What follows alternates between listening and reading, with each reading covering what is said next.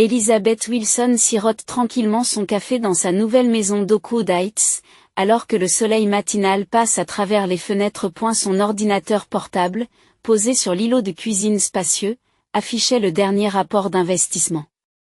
Bien que des cartons de déménagement soient encore éparpillés dans la nouvelle maison, celle-ci dégage un indéniable air de sophistication. Les volets vert foncé contrastaient magnifiquement avec les murs crème, tandis que la cheminée en briques rouges et la porte d'entrée en acajou massif ajoutaient une touche d'élégance à chaque coin de rue. Ce manoir de 3 étages était l'une des propriétés les plus en vue de cette banlieue huppée de Boston. Elizabeth et son mari Michael avaient minutieusement planifié son achat, le choisissant avec soin comme symbole de leur nouvelle vie commune. Chérie, je pense que je peux rentrer plus tôt aujourd'hui, dit-elle en appelant Michael, ses yeux se portant sur la roseraie à l'extérieur de la fenêtre. Les bourgeons, qui ne sont pas encore en pleine floraison, brillent de la rosée du matin. Que diriez-vous d'un dîner dans notre nouvelle maison? J'ai demandé au chef de préparer un plat spécial. Désolé, mais je ne peux pas aujourd'hui. Une réunion importante a eu lieu, répondit Michael, sa voix manquant de sa chaleur habituelle. Ces derniers temps, ses horaires étaient devenus irréguliers et il passait moins de temps avec sa famille. Elizabeth poussa un petit soupir en envoyant un courriel à sa mère Patricia, confirmant leur projet de brunch pour le week-end. Leurs élégants brunchs chez Stephanie's sur Newberry Street étaient devenus une sorte de rituel mère-fille. Depuis la mort de son père, sa mère était devenue de plus en plus sociable, faisant preuve d'un favoritisme particulier à l'égard de sa jeune sœur Amanda. Après avoir terminé une réunion avec des clients dans sa société de conseil en investissement, Elizabeth était en train d'ajuster les manches de son tailleur Ralph Lauren bleu marine, lorsqu'elle a remarqué un message de sa sœur Amanda. 6. Je suis très excitée à l'idée de ta pendaison de crémaillère. J'ai entendu dire qu'il y aurait une surprise. Tout le monde sera choqué. Même si elle sentait que quelque chose n'allait pas, Elizabeth a envoyé une réponse sans engagement. Sa sœur avait été inhabituellement joyeuse ces derniers temps. Le comportement d'Amanda était préoccupant, elle portait de nouvelles robes Versace et achetait constamment des sacs de marque de luxe, même après avoir quitté son emploi de comptable chez Wilson Enterprises. Pendant le brunch du week-end, sa mère, vêtue d'un tailleur Chanel en tweed, semblait inhabituellement agitée. Bête, ne pensez-vous pas qu'il est temps d'envisager sérieusement d'avoir des enfants? Rester sans enfants. Elizabeth se figea devant ce commentaire soudain. Sa mère connaissait la douleur de 3 années de traitement de fertilité. Ce soir-là, en rangeant le bureau de Michael, elle a trouvé un téléphone portable inconnu au fond d'un tiroir. L'écran affichait des messages non lus d'Amanda. L'hôtel d'hier était charmant. Finissons scène bientôt. Elizabeth remet discrètement le téléphone à sa place. Le lendemain, elle se rend dans le bureau d'un détective privé. Elle lui promet une rémunération substantielle pour enquêter sur les activités de son mari et d'Amanda. Il restait 2 semaines avant la pendaison de crémaillère et plus de 100 invités avaient déjà répondu à l'invitation. Son beau-père Richard, président de Wilson Enterprises, serait certainement présent. Et la présence de Michael en tant que cadre de l'entreprise est de plus en plus importante. Et la célébration dans leur nouvelle maison devait consolider le statut de leur famille dans la haute société. La réputation de la famille Wilson dans les hautes sphères de Boston devait devenir inébranlable. Elizabeth sourit tranquillement en regardant les roses qui commencent à fleurir dans le jardin. Tout se déroule comme prévu. Les coupes de champagne ont déjà été commandées. Le décor est planté pour dévoiler une vérité irréversible. À la tombée de la nuit, elle fait un vœu silencieux en serrant les clés de sa nouvelle maison. Cette maison ne lui sera jamais enlevée. Et la justice prévaudra. Le doux soleil du début du mois de juin enveloppait le nouveau manoir d'Oakwood Heights. À 3 heures de l'après-midi, Elizabeth se promenait dans le jardin avec l'organisateur de la fête pour les derniers préparatifs. Des guirlandes lumineuses avaient été élégamment installées sur la pergola blanche, parmi les roses odorantes, et des tables en lin blanc étaient soigneusement disposées sur la pelouse. Le bruit de l'eau claire résonnait dans la fontaine tandis que les jardiniers dévoués se dépêchaient d'effectuer les derniers préparatifs. Madame Wilson installera la tour à champagne ici, explique la jeune Planificatrice en tenant son carnet de notes. Nous avons prévu 300 coupes de cristal, 25 membres du personnel et le menu a été spécialement élaboré par le chef Jean-Pierre, 3 étoiles au Michelin. Elisabeth acquiesce avec satisfaction. Merveilleux. Le temps est ma seule préoccupation maintenant. Tout en marchant sur la pelouse de Douai, elle répéta en privé le plan de ce soir. Il n'y a pas lieu de s'inquiéter. Les prévisions annoncent un ciel dégagé jusqu'au soir. Et même si quelque chose change, nous avons des plans de secours parfaits pour l'intérieur. Le lustre du hall d'entrée a été professionnellement poli hier. Elisabeth sourit tranquillement en montant les escaliers de marbre de sa nouvelle maison. Tout se déroulait comme prévu. C'était comme si une mise en scène parfaite était en train d'être montée. Dès au retour dans son bureau, elle sort une clé USB d'un tiroir fermé à clé. Elle contient toutes les preuves décisives de la trahison de son mari, des malversations de sa sœur et de la complicité de sa mère. Photo, enregistrement, relevé de transactions collectées par le détective privé, tout sera révélé ce soir. Hier soir, Elisabeth a fait son dernier examen. Les enregistrements des transferts frauduleux de Wilson Enterprises, les photos des rencontres secrètes de Michael et Amanda, les preuves que sa mère était au courant de leur relation et qu'elle l'a dissimulé. Tout était parfaitement en place. À 5 heures. Les premiers membres du personnel commencent à arriver. Les employés du service de restauration, vêtus d'uniformes blancs, dressent méticuleusement les tables l'une après l'autre. Sous les lustres de cristal, les fleuristes apportent les dernières retouches aux luxueuses compositions de lys et de rose de Casablanca. Dans la cave à vin, le sommelier vérifie le champagne et les vins soigneusement sélectionnés. Et la pièce maîtresse de ce soir était constituée de bouteilles Magnum de Dom Pérignon spécialement commandées. Elles seront à la température idéale lorsqu'elles seront versées dans les verres. Mademoiselle, il est temps de se changer, appela doucement Marie, la vieille gouvernante. Au service de la famille Connor depuis plus de 30 ans, elle semblait sentir ce qu'il y avait dans le cœur d'Elisabeth. Ce soir sera une soirée spéciale, n'est-ce pas? Elisabeth se dirigea vers la chambre principale, au 3e étage, et enfila la robe de cocktail ivoire Carolina Herrera qu'elle avait préparée. Autour de son cou scintille le collier de diamants que son défunt père lui a offert. En regardant son reflet dans le miroir, elle renforça sa détermination. Ce soir, tout va s'arrêter. Après 6 heures, les invités commencent à arriver les uns après les autres. Les représentants de la haute société de Boston apparaissent un à un dans le jardin. Juges, dirigeants d'entreprise, administrateurs d'université, tout était prêt pour exposer devant eux la trahison de Michael et Amanda.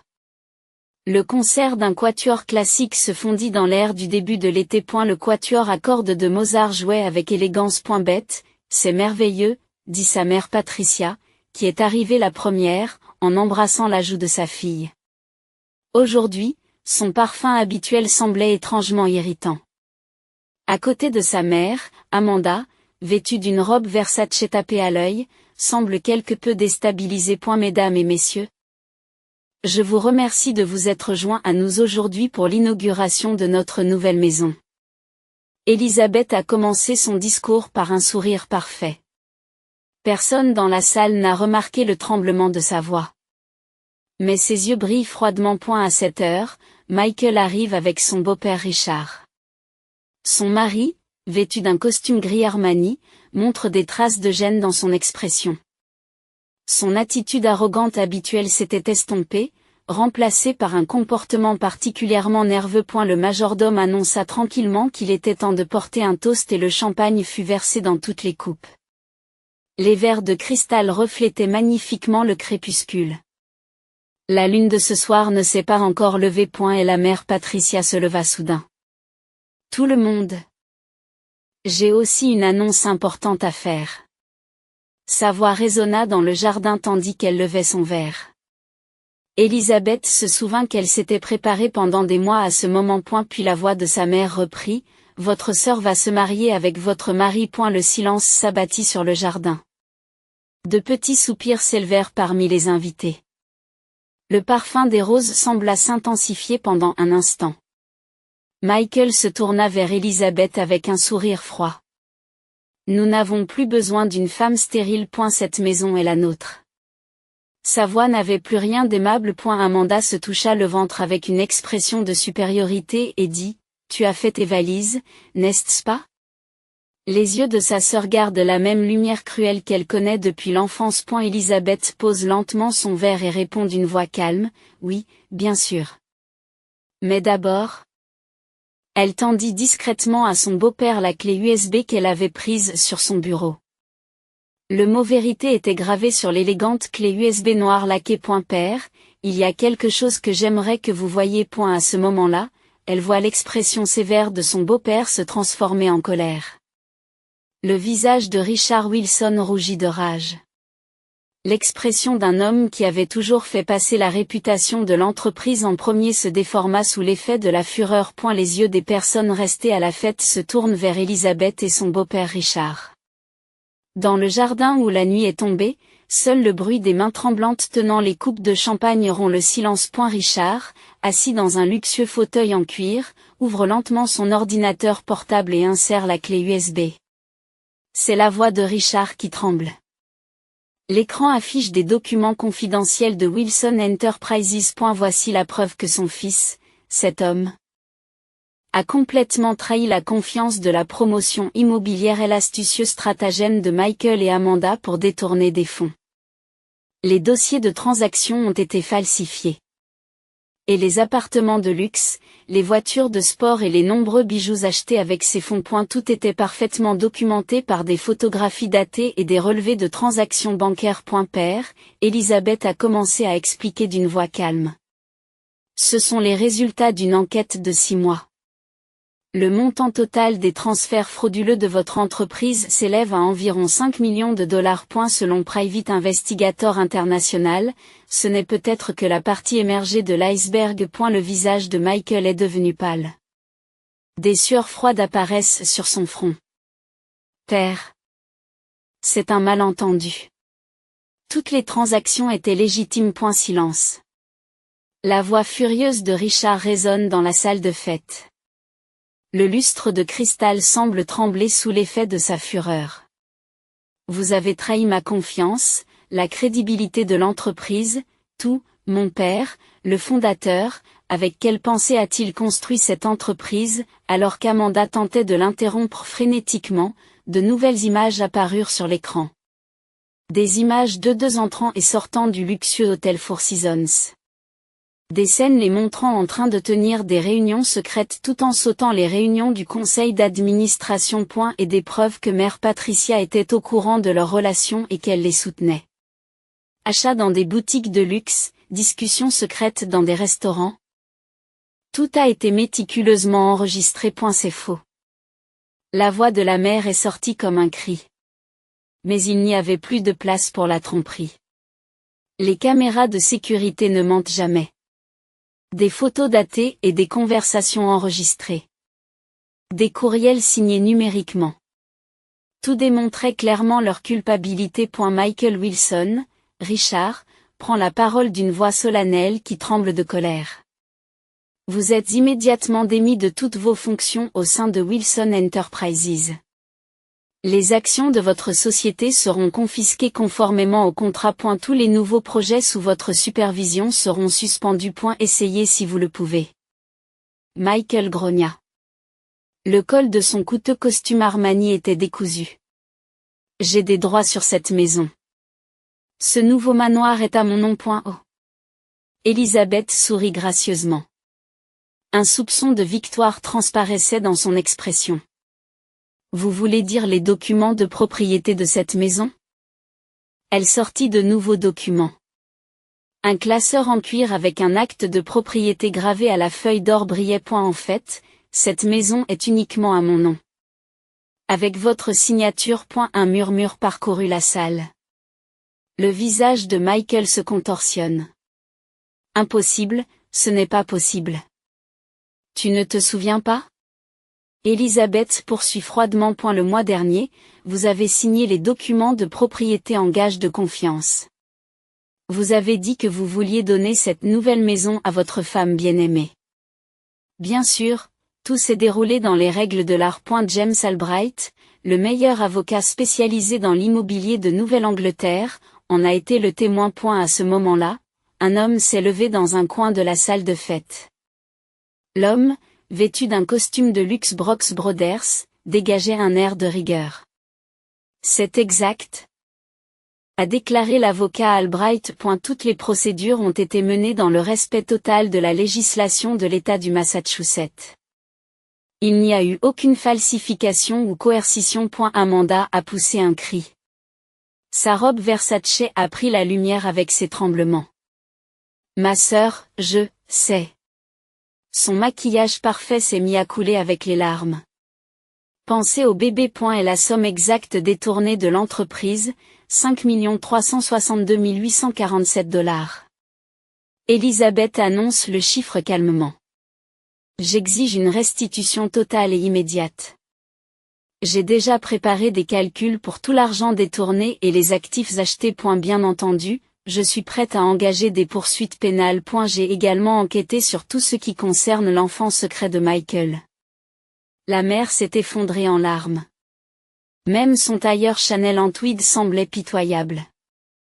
Bête, pourquoi? Nous sommes une famille. Une famille? Pour la première fois. La voix d'Elizabeth est chargée d'émotion.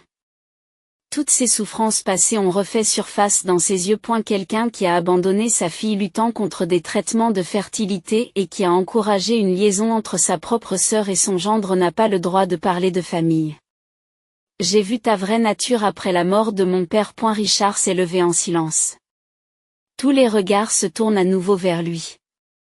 Sa silhouette éclairée par le clair de lune ressemblait à un dieu vengeur. Cette fête est maintenant terminée, dit sa voix empreinte d'une profonde déception et d'une grande colère. Michael, Amanda et Patricia. Vous serez informés des procédures judiciaires demain matin à la première heure. Nous envisageons de geler tous les avoirs et de vous placer en détention. Attendez. Michael tente une dernière résistance. J'ai 10 ans de réalisation, de nouveaux projets de développement. De réalisation. Les yeux de Richard se sont mis à briller. Elizabeth a prouvé que la majorité de vos réalisations étaient fabriquées. Même si le plan de réaménagement du front de mer et le complexe de Soutan étaient tous des illusions gonflées, le crime de tromperie des investisseurs et de destruction de la crédibilité de l'entreprise est grave. Amanda a soudain tenté de s'enfuir, mais de puissants agents de sécurité étaient déjà positionnés aux sorties de la salle. Tout s'est déroulé selon le plan d'Elizabeth. C'est votre dernière chance, annonce calmement Elizabeth. Et si vous acceptez de rembourser volontairement votre dette et de démissionner, nous pourrons envisager d'abandonner les poursuites pénales. Mais cette offre expire ce soir, jusqu'à demain 9 h. L'expression arrogante de Michael s'effondra enfin. D'accord. Sa voix est rauque. Je ferai tout ce qu'on me demandera. Pour la grossesse d'Amanda aussi. À ce propos. Elizabeth a produit d'autres documents. J'ai aussi la preuve qu'elle a falsifié ses tests de grossesse. Michael, vous avez déjà un enfant. Un garçon de 10 ans qui vit dans la banlieue de Boston. Et la mère pleurait toujours, mais personne n'essayait plus de la réconforter. Amanda est restée là, en état de choc. Même sa robe de luxe avait l'air pitoyable. Tandis que les invités s'en vont en silence, Elizabeth contemple les roses du jardin. Les roses blanches en pleine floraison apparaissaient au clair de lune. Tout était fini. Non, un nouveau départ était arrivé. Elizabeth, Richard posa doucement sa main sur son épaule. Son contact était empreint de la chaleur d'un père. Tu es la véritable héritière de la famille Wilson. Je veux que tu deviennes vice-présidente de l'entreprise dès la semaine prochaine. Apporte un vent nouveau à l'industrie immobilière de Boston. Merci, mon père. Elizabeth sourit doucement. Mais je dois d'abord m'occuper de certaines choses. Ah, en effet. Acquiesça Richard. Je vais mobiliser le service juridique. Nous allons mener une enquête approfondie sur l'affaire Michael et Amanda. Nous prendrons les mesures appropriées concernant la pension et la résidence de Patricia. le parfum des roses flottait dans la brise du soir. Elisabeth respire profondément. C'était le début de sa nouvelle vie. Elle ne pleurerait plus jamais parce que plus personne ne lui ferait de mal ce soir-là. Elisabeth s'assit seule dans la chambre principale de sa nouvelle maison, sirotant tranquillement du champagne. Le clair de lune qui reflétait dans son verre de cristal étincelait comme des diamants. Les batailles se poursuivraient demain et la procédure de divorce, la reconstruction de l'entreprise et la construction d'une nouvelle vie. Mais elle n'a plus peur. De l'autre côté de la fenêtre, la pleine lune éclaire le jardin. Les roses blanches rayonnaient d'un éclat presque divin à sa lumière. Comme pour bénir sa victoire.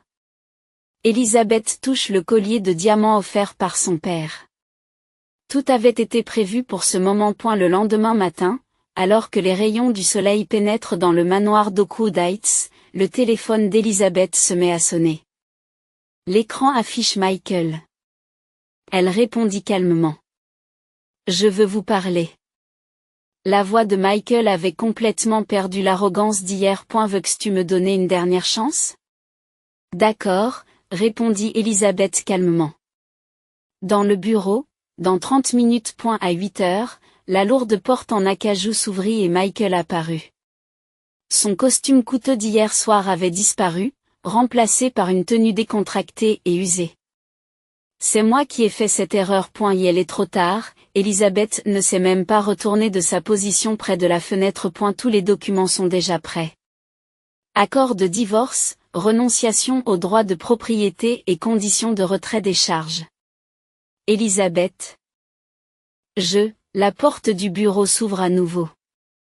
Amanda fait irruption, le visage baigné de larmes.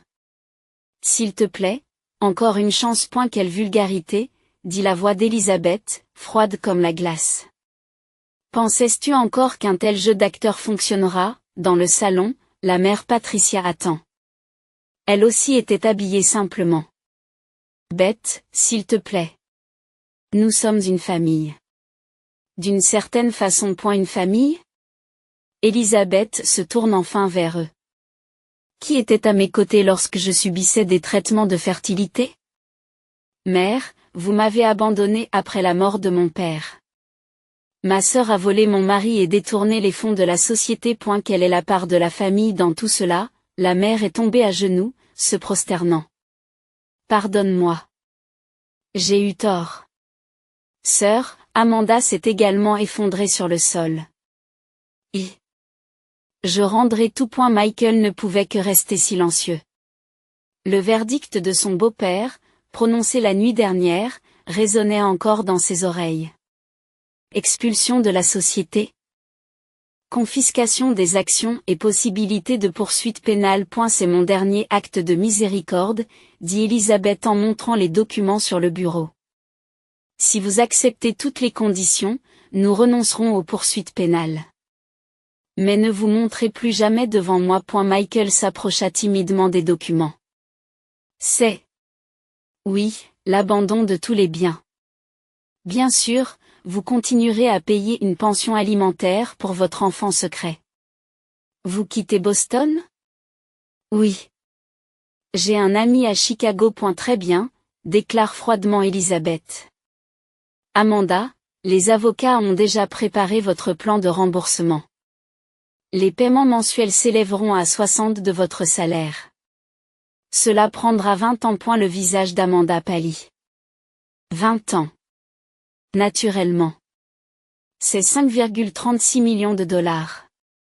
Avec les intérêts. La mère était toujours prostrée sur le sol.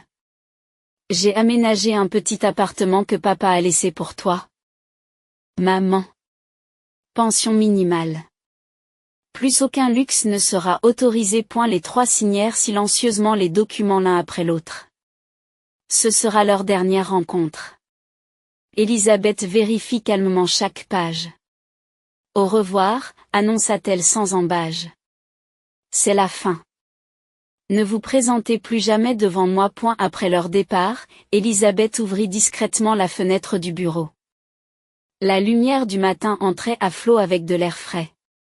Les roses du jardin fleurissaient plus que jamais. À ce moment-là, son téléphone sonna. C'était son beau-père. Les affaires de la société sont réglées. La voix de Richard était soulagée. Le conseil d'administration a approuvé à l'unanimité votre nomination au poste de vice-président. Merci, mon père. Elisabeth a répondu avec une gratitude sincère. Dans l'après-midi, elle disposait de nouvelles plantes d'intérieur dans la chambre. Marie. Sa voix appelant la femme de ménage avait retrouvé sa douceur. Commençons à rénover les chambres de Michael. Le bureau deviendra ma salle de travail, et la chambre sera une salle de yoga. Oui, madame, dit Marie d'un air soulagé. C'est le début d'une nouvelle vie. À eu crépuscule, Elisabeth était seule dans le jardin à s'occuper des roses. Les roses blanches brillaient au soleil couchant. Tout en taillant délicatement les branches abîmées, elle réfléchit. Ce n'était pas la fin. C'était le véritable début d'une nouvelle vie. Le soir, elle sortit sur la terrasse de la chambre principale. Le paysage nocturne de Boston scintillait comme un joyau. Dans sa main, le meilleur champagne français. Le collier de diamants offert par son père brille avec élégance au clair de lune. Demain, de nouvelles batailles commenceront.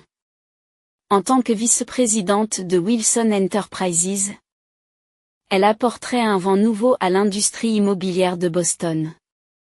Personne ne lui fera plus jamais de mal. Elle se tenait dans un endroit qu'elle avait conquis par son propre pouvoir. Le parfum des roses flottait dans la brise nocturne. Elisabeth respire profondément. Demain, elle commandera de nouveaux meubles. Chaque pièce serait redécorée à son goût. Ce n'était la propriété de personne d'autre.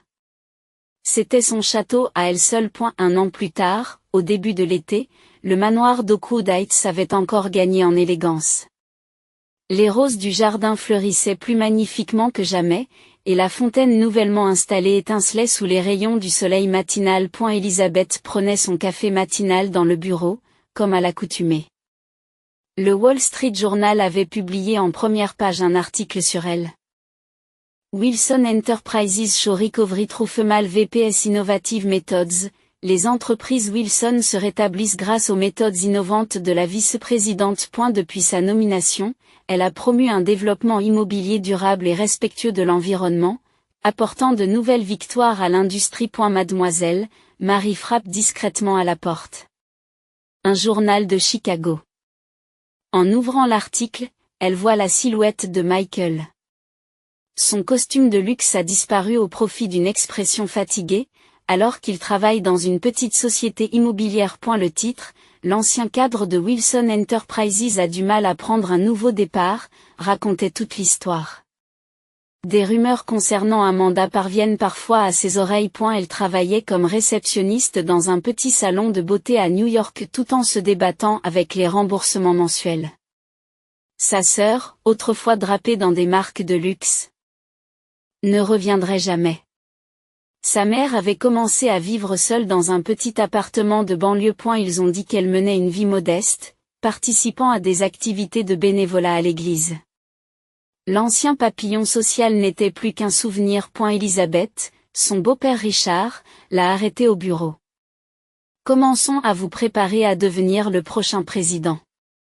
Le conseil d'administration vous soutient. Elle acquiesce discrètement. Au cours de l'année écoulée, elle s'était entièrement consacrée à restaurer la crédibilité de l'entreprise et à améliorer ses performances.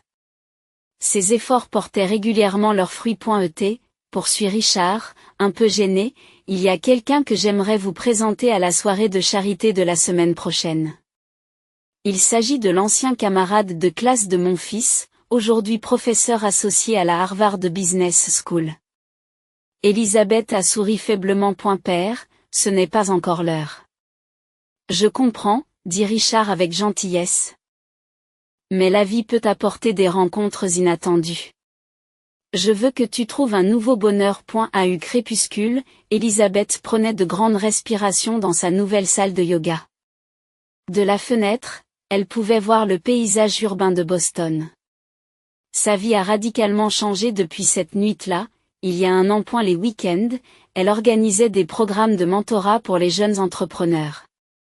Soutenir les femmes qui luttent dans le secteur de l'immobilier est devenu sa nouvelle mission. Lors de la conférence de la semaine dernière, les étudiants de la Harvard Business School ont écouté attentivement.